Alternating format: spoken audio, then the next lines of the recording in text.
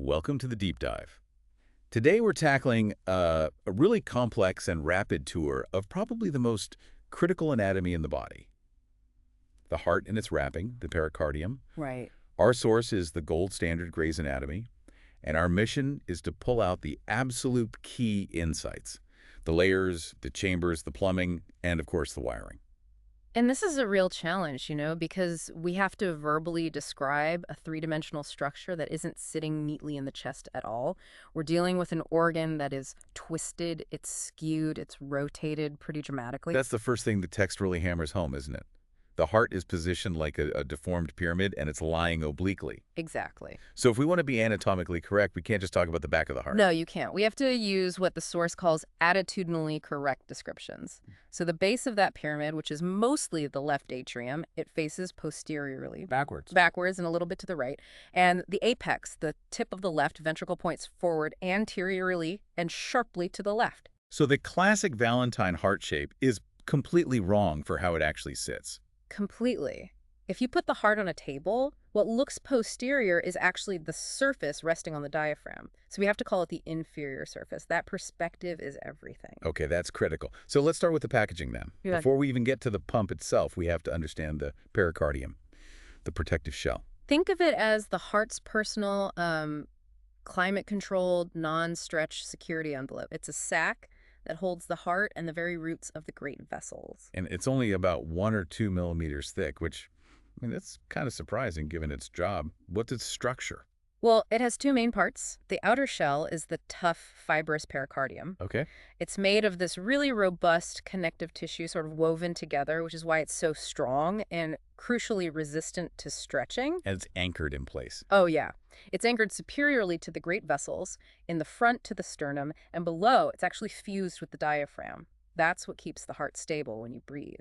So that fibrous layer gives it this stability and protection. The inner layer is for lubrication then. That's the job of the serous pericardium, and it itself has two layers. There's a parietal layer lining the fibrous shell, and then the visceral layer, which is stuck right onto the heart muscle itself. And that visceral layer, that's what we call the epicardium. That's the one. And between those two serous layers is the pericardial cavity. So what's in there? Just a thin film of serous fluid. We're talking maybe 20 to 60 milliliters. That fluid is essential. It cuts friction down to almost nothing, so the heart can beat 100,000 times a day without, rubbing itself raw. And where does this whole package sit? I know it doesn't touch the chest wall everywhere. No, that direct contact window is tiny. It's just behind the lower left sternum and the fourth and fifth costal cartilages. Laterally, the pericardium is right up against the pleura, the lung lining, and this is critical. The phrenic nerve runs right down between them. The nerve that controls the diaphragm? The very one. And behind the heart, you've got the esophagus and the descending aorta. Very crowded real estate. You said the space isn't just a simple cavity. There's some complexities, right? The sinuses that surgeons need to know about. Yes. The sinuses are basically little passages formed by the pericardium folding back on itself around the great vessels.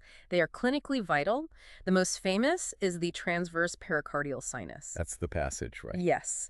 Imagine the great vessels as two tubes, one arterial with the aorta and pulmonary trunk and one venous. The transverse sinus is the horizontal passage that runs between them. And surgeons use that too. To place clamps during bypass surgery, it's a perfect little tunnel. And the other major one? The oblique pericardial sinus. It's like an inverted J-shaped cul-de-sac, right behind the left atrium, tucked between the pulmonary veins. It's a blind pouch. Okay, so all this protective structure, it makes the idea of cardiac tamponade so much more dramatic.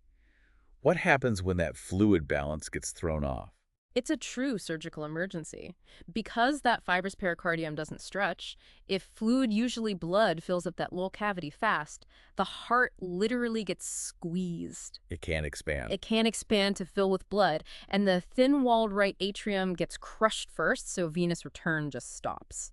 Cardiac output plummets. And there are clear warning signs for this. Yes, the classic Beck's triad.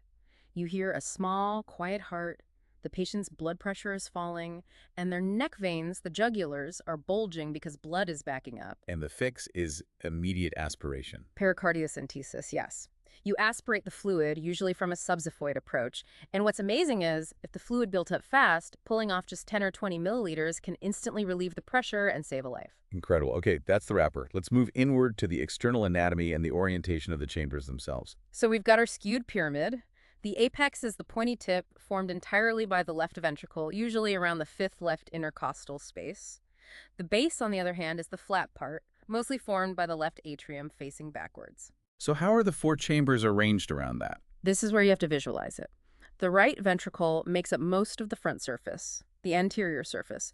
If you sliced it, it would look like a crescent moon. A crescent. Why? Because the high-pressure left ventricle is so powerful, it bulges the interventricular septum right into the right chamber. The left ventricle is longer, narrower, and makes up most of the bottom, the inferior surface that sits on the diaphragm. And the atria. The right atrium is anterior, inferior, and to the right of the left atrium, which, again, is the most posterior chamber of them all. And the boundaries between these chambers are marked on the outside by grooves, the sulci. Right. The main one is the atrioventricular sulcus, or coronary sulcus. It wraps around the heart, separating atria from ventricles, and that's where the main coronary vessels live. And then the ones running down the front and bottom. The anterior and inferior interventricular sulci, they mark where the septum is on the inside. And the spot where all three of those grooves meet has a special name, the cardiac crux. Why is that spot so important? The cardiac crux is a critical landmark on that posterior inferior surface because it's a major vascular junction. And more importantly, it's usually where the posterior descending artery comes from, which defines if a patient has right or left coronary dominance. Okay, let's go inside. We'll start with the low-pressure right heart, the right atrium. What defines it internally? It's really two parts. There's a posterior smooth-walled part where the big veins, the SVC, IVC, and coronary sinus all dump in. And the other part? The anterior part is rough and muscular. That's the auricle. The muscular ridges inside are called pectinate muscles, and they all radiate from this vertical ridge called the crista terminalis. And on the septal wall, there's that little remnant of fetal life. The fossa ovalis, yep. It's that little depression where the foramen ovals used to be. Also near the IVC opening, there's the eustachian valve. It was huge in the fetus, but it's pretty much useless in adults. Now, for the electrical side of things, we have to talk about the Triangle of Koch. Yes. This is the heart's electrical control center. It's a little triangle mapped out by three things: the septal leaflet of the tricuspid valve, the opening of the coronary sinus, and a fibrous bit called the tendon of Tadaro. And why is that map so important? Because the atrioventricular node, the AV node, sits right at the apex of that triangle. It's the gatekeeper that creates that crucial electrical delay. What a perfect transition. Okay, moving into the right ventricle. Low pressure pump, thin wall, maybe 3 to 5 millimeters thick. Right, and its inside is all rough and messy with these irregular muscle bundles, the trabeculae carneae. But not all of it. Not all of it. The outflow tract that leads up to the pulmonary valve is smooth. That funnel is called the conus arteriosus, or infundibulum. And what are the key internal landmarks in there? Well, there's the supraventricular crest, which is a muscular ridge that separates the inflow part from the outflow part. And then stretching across the chamber, you have this very distinct sort of cable-like structure. The moderator band. The moderator band, or septomarginal trabecula. It's so cool. It's like a shortcut wire, right? Exactly. It's a shortcut for the right bundle branch of the conduction system. It makes sure the electrical signal gets to the anterior papillary muscle a split second early so it can start tensing the valve leaflets just before the ventricle really squeezes. It's all about coordination. Speaking of valves, the tricuspid valve. 3 leaflets. Well, its name says 3 anterosuperior, septal, and inferior. But functionally, it often acts more like a bicuspid valve. How so? Because the septal leaflet is pretty much fixed to the septum. It doesn't move much, so the other 2 pivot around it. And its support ring is mostly muscle, not as fibrous as the one on the left. Okay, time to cross over to the high-pressure system, the left heart. Let's start with the left atrium. So this forms the posterior base of the heart. It's got slightly thicker walls than the right, maybe 3 millimeters, and it gets blood from the 4 pulmonary veins. And its little appendage, the auricle. The left auricle is long, narrow, and hooked. And because of that weird shape, the text points out that it's a really common spot for blood clots to form, especially in things like atrial fibrillation. Now for the real engine room, the left ventricle. This is where the pressure game completely changes. This is the high-pressure pump for the whole body. It's conical, and its walls are just massively thicker, 8 to 12 millimeters. That's where you get that classic 3-to-1 thickness ratio compared to the right. And its inlet and outlet are right next to each other. Right on top of each other almost. The mitral valve and the aortic valve are in really close contact, and that junction really defines the fibrous center of the entire heart. So the mitral valve, the bicuspid valve. It has two main leaflets, the big aortic or anterior leaflet and the smaller mural or posterior leaflet. And the anterior one is the key. It's the structural key, yeah. Its fibrous core continues upward as something called the subaortic curtain. And this curtain is this critical piece of tissue that separates the blood flowing in through the mitral valve from the blood flowing out through the aortic valve. It links the two. And that link brings us to the aortic root, which you said is the keystone of the whole heart. It really is. The aortic root houses the 3 semilunar aortic leaflets.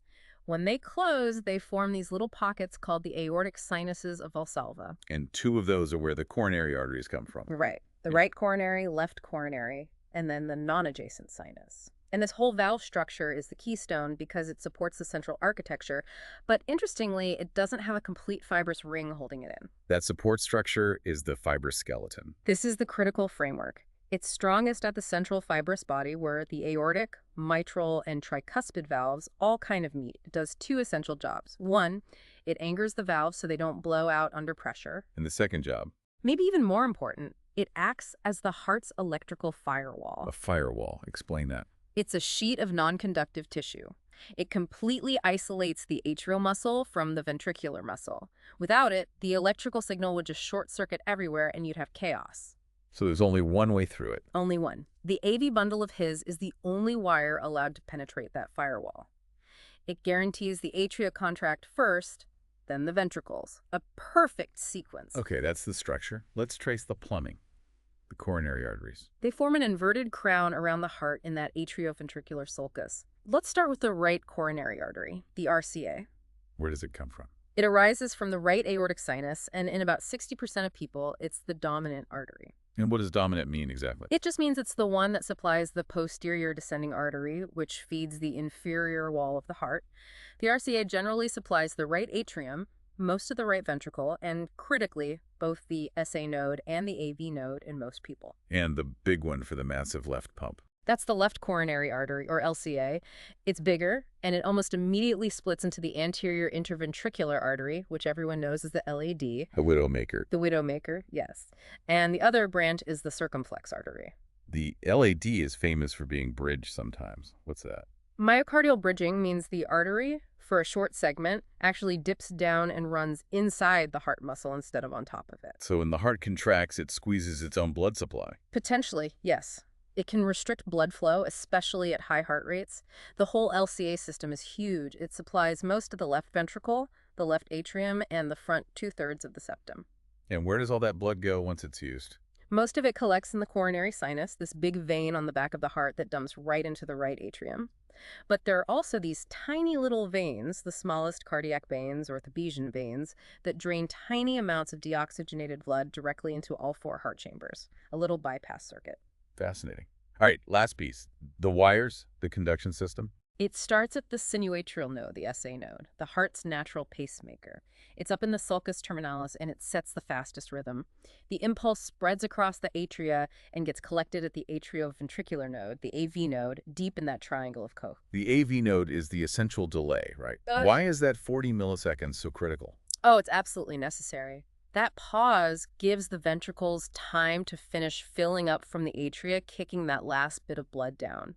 If they fired at the same time, pumping would be so inefficient. So after the delay, the signal needs to get to the ventricles fast. And that's where the insulated cable, the AV bundle of his, punches through the fibrous skeleton. It splits into the right and left bundles, and they shoot the signal lightning fast down to the apex of the heart first. So it fires from the bottom up. From the bottom up, like squeezing a tube of toothpaste from the bottom. It's the most efficient way to eject the blood. Okay, last thing, just for completeness, external controls, innervation and lymphatics. It's pretty straightforward. The sympathetic system is the accelerator speeds up rate, increases force, and dilates the coronary arteries. The parasympathetic system, from the vagus nerve, is the brake slows the rate, and constricts the coronaries. They're in a constant tug of war. And the cleanup crew, the lymphatics. There are lymphatic vessels everywhere in the heart, and the propulsion of that fluid, all that metabolic waste, depends entirely on the mechanical squeezing of the heart muscle itself. A beautiful bit of design. This has been a complete circuit. We went from the tough pericardial shell through the heart's weird oblique orientation, looked at the thin right pump versus the thick left pump, mapped the plumbing, and traced the wiring. And if you connect it all back, the most amazing thing is that structural asymmetry. You have a low-pressure right side and a high-pressure left side. Wildly different. And yet, with every single beat, they have to eject the exact same volume of blood to keep you alive. That coordination is the whole story. It really is an engineering masterpiece. We touched on how complex this development is.